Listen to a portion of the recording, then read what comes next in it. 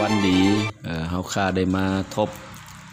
ผวนกลไตเฮาเสิมาเลยฮู้จักตอกเตอใจสั่งอายมานั่น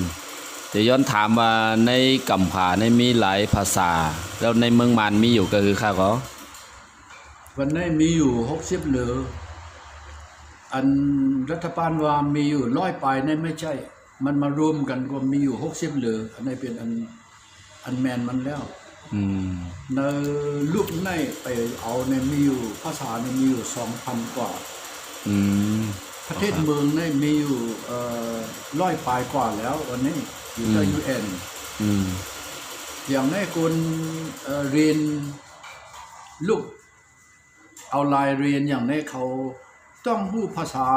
1อย่าง2อย่างอย่างในวันน้าไม่กลุ่มตื่นแล้วเขาต้องได้เรียนนำกว่าต้องกับแมนเขาอันเขาต้องในใจอันใดไปภาษาเอาใจได้นำก็ควรได้มัน position มันขึ้นกว่าหน่อยภาษาในคึกตือ technical man กว่ากันมันในเฮ็ด manager มันในเฮ็ด planning มันในติดต่อ PR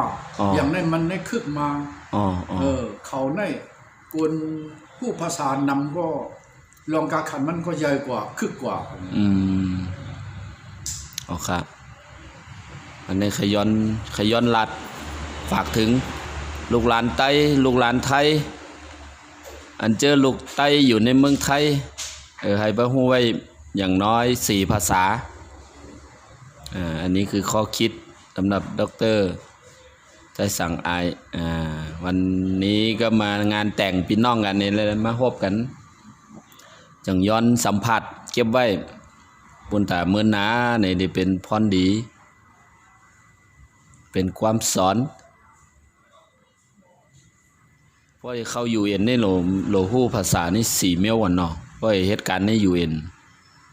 ใช่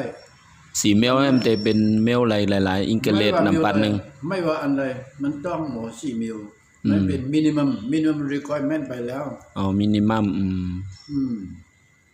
ไม่ว่าอันใดไม่ว่าอังกฤษไม่ว่าเยอรมันใน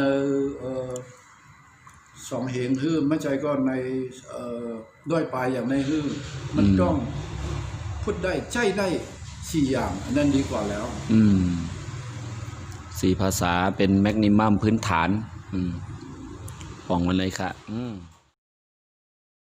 จำในก้นอยู่เมืองมานก็เลยสอนอยู่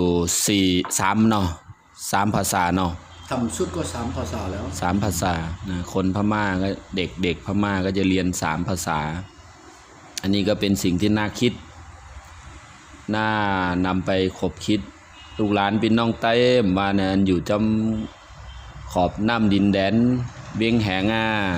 เมษายอันอยู่ในเมืองกอกเหตุการณ์อันอยู่ในเมืองสิงคโปร์เนี่ยเพราะในสิงคโปร์ได้แต่ไรน้ำแมดน้ำตอนความมีกระเลดเนาะความมีกระเลดในต้องหมอไปที่ต้องไปสิงคโปร์ในต้องหมอแข่ในดีกว่าออกคำตื้อนับยำเลยอิงกฤษก่อนเนาะไม่ใช่เจ้าของงานนี่เป็นจีนทั้งหมดแล้วเป็นเคค่ะค่ะได้ย้อนไว้ต่างไว้เผื่อกันเมื่อแล้วค่าเฮ็ดช่อง YouTube เอาคัดใจเอานั่งเดินค้ำมาต้านความไทยความไต้อันนี้ก็เดี๋ยวแล้วก็ย้อนต่างไว้เหนือ YouTube ในกรอบสั่งนั้นมันได้ปืนเพกันเลยไกลนึงค่ะอันนั้นก็ย้อนต่างกิจูถึงพี่น้องไต้ FC อันในแต่เลยถ่อมในหันอันนี้เป็นตัวเจ็ดดอกเตอใจสั่งอายอันค้นคว้าเอาตื้นตัวเจ้าเก่าไต้อยู่เมืองไหลอยู่เมืองเวียดนามอยู่เมืองตีไหลเนี่ยผู้เสียสละนี่คือบุคคลที่น่าชื่นชมน่ายกย่องเป็นอย่างยิ่ง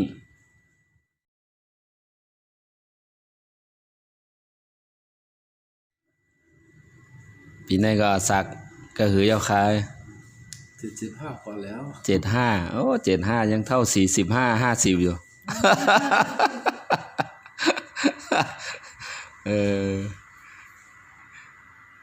เพราะนั้น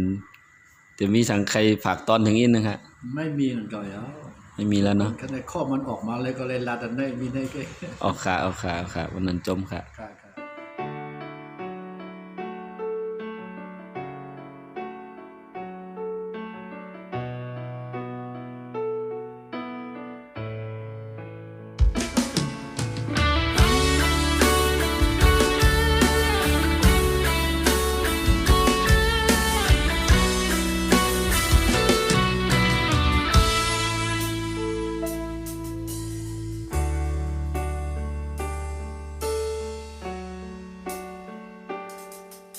ก็เคยเลยเคยเป็นจมตั้งอันเจอ